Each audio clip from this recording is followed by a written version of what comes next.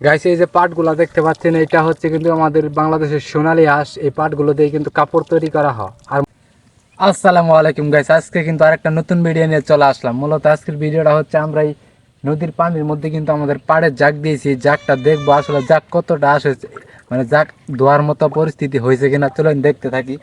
আর জাগের উপরে কিছু জলকুচু দেওয়া লাগবে, কারণ জাগটা পানি থেকে বাইশে উঠছে, হয় না এটা আবার নিচে ডুবাই দিতে হবে। এখানে কিন্তু প্রচুর পরিমাণে ময়লা যাওয়ার পর সাথে সাথে কিন্তু গোসল করা লাগবে, নাহলে কিন্তু চুলকাবে শরীরের ভিতরে। এই যে জাগটা দেখতে পাচ্ছেন এটাই কিন্তু হচ্ছে আমাদের জাগ। মূলত এখানে আরো কয়েকটা জাগ আছে অন্য মানুষের। এই জাগটার ভিতরে এখন আমি যা দেখবো পাড়ে জাগ আসছে কিনা।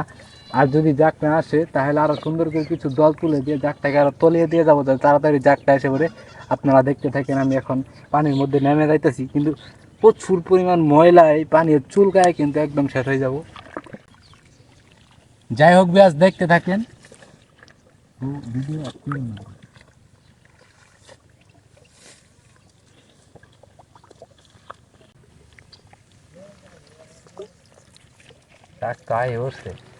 মূলত গাইস আমরা এই পাটগুলো কিন্তু জাগ দিয়ে গিয়েছিলাম, আজকে দেখবো জাগ আসছে কিনা। আর জাগ আসলে কিন্তু এই পাটগুলো আমরা ধুয়ে তারপর শুকিয়ে 4,000 টাকা মন কিন্তু এখন পাটের দাম। এগুলা বেচবো দেখেন।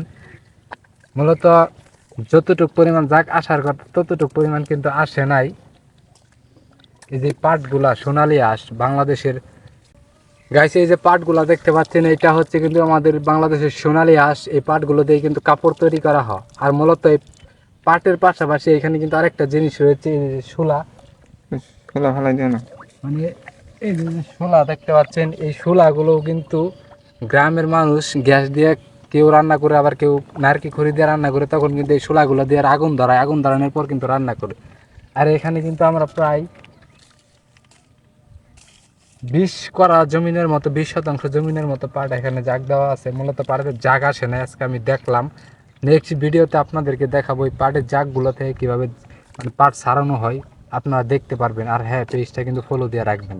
এটাই হচ্ছে আমাদের জাগ। মূলত আসছিলাম যে জাগটা ভাইসে গেছে কিনা উপরে কিছু, এই যে ময়লাগুলো দেওয়ার জন্য আসছিলাম, যাতে জাগটা আবার নিচে চলে যায়।